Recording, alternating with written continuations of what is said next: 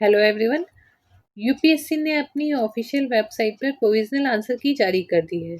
अब सबसे पहले ये समझ लीजिए कि प्रोविजनल का क्या मतलब है। ये फाइनल आंसर की नहीं है।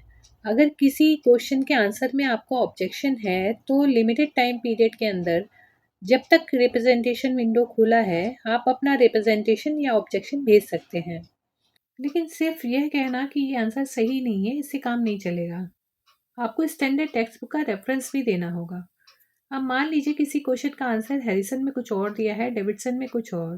तो ऐसी सिचुएशन में यूपीएससी दोनों रेफरेंसेस को वेरीफाई करती है और अगर दोनों आंसर सही होते हैं तो वो दोनों ऑप्शन को राइट मान लेती है या उस क्वेश्चन को डिलीट कर देती है और उस क्वेश्चन के इक्वल मार्क्स सारे कैंडिडेट को मिल जाते हैं।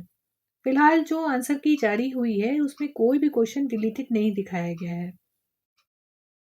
अब यहाँ पर जिन्होंने टेक्स्ट बुक या text book based content like Prasad comprehensive guide से पढ़ाई की है उनके लिए ये एडवांटेज है कि इसमें हर क्वेश्चन में टेक्स्ट बुक का रेफरेंस दिया है, जिससे आपको प्रोविजनल की में अगर कोई आंसर गलत लगता है तो आप उस टेक्स्ट बुक के रेफरेंस पे जाके वेरीफाई कर सकते हैं और टेक्स्ट बुक के बेसिस पे आप अपना प्रेजेंटेशन दे सकते हैं।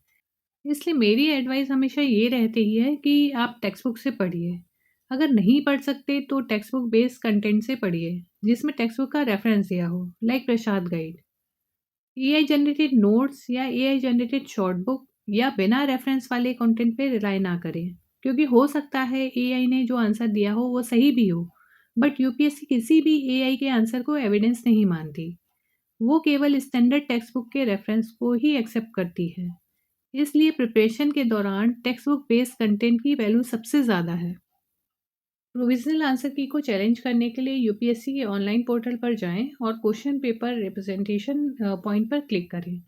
अपने लॉगिन क्रेडेंशियल से लॉगिन करें, अपना question paper set A B C D choose करें और जिस क्वेश्चन पे ऑब्जेक्शन है उसे सेलेक्ट करें। फिर आपको ये बताना होगा कि यूपीएससी के द्वारा दिया गया आंसर क्यों गलत है और आपके अकॉर्डिंग कौन सा आंसर सही है, ब्रीफ एक्सप्लेनेशन के साथ। यूपीएससी ने क्लियर किया है, इसको प्रूफ करने के लिए आपको टेक्स्ट बुक का रेफरेंस देना होगा जिसमें एडिशन और पेज नंबर भी लिखना ज़रूरी है।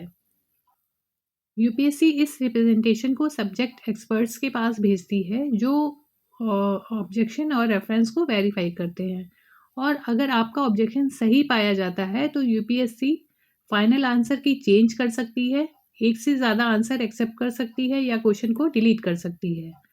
एआई जनरेटेड नोट्स या बिना रेफरेंस वाले मटेरियल को यूपीएससी एक्सेप्ट नहीं करेगी तो उसे आप ना ही भेजें।